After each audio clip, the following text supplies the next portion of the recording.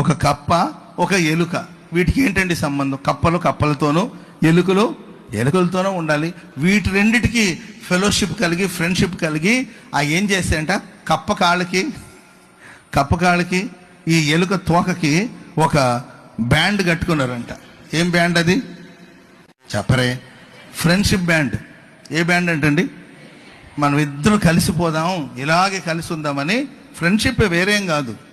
ఎలుక తోకకి రెండు కలిపి ఒక ఫ్రెండ్షిప్ బ్యాండ్ కట్టుకుని సరదాగా తిరిగేయండి.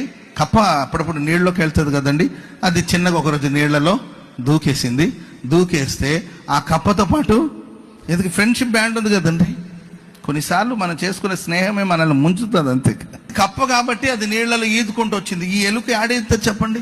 అరే పైకి పోదాం, ఉండరా నన్ను ఏదనివ్వండి. అదేమో బాగానే ఈదుతుంది. పాపం ఈ ఎలుకకి ఊపిరి ఆడక నీళ్లలో ఎక్కువసేపు అది ఈదలేక చివరికి చచ్చూరుకొనిందండి. అదేమో ఈదుతుంది. చచ్చిన ఎలుక ఎంతసేపు ఉంటుంది చెప్పండి నీళ్లలో? ఆ తర్వాత తేలాలి కదండి. చివరికి తేలిందండి, నీళ్ల మీద తేలింది. అప్పుడే ఎక్కడి నుండో గద్ద భోజనం కోసం ఎదురు చూస్తున్నట్టుందండి. ఆ గద్దకి ఎలుక నీళ్ల మీద తేలడం కనిపించింది. వెంటనే వచ్చి ఆ ఎలుకను పట్టుకెళ్తున్నప్పుడు ఆ ఎలుకతో పాటు ఎవరు వెళ్తున్నారు పైకి?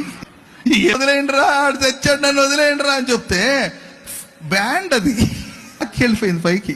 ఈ ఎలుకతో పాటు చివరికి ఆ కప్ప కూడా చచ్చింది. ఎవరితో నీ ఫ్రెండ్షిప్? అన్ని జనులతో ఏంటి నీ సహవాసం? అంటే అన్ని జనులతో మాట్లాడకూడదని కాదు నేను చెప్పేది. ఎవరి ఆలోచన వింటున్నావు నువ్వు?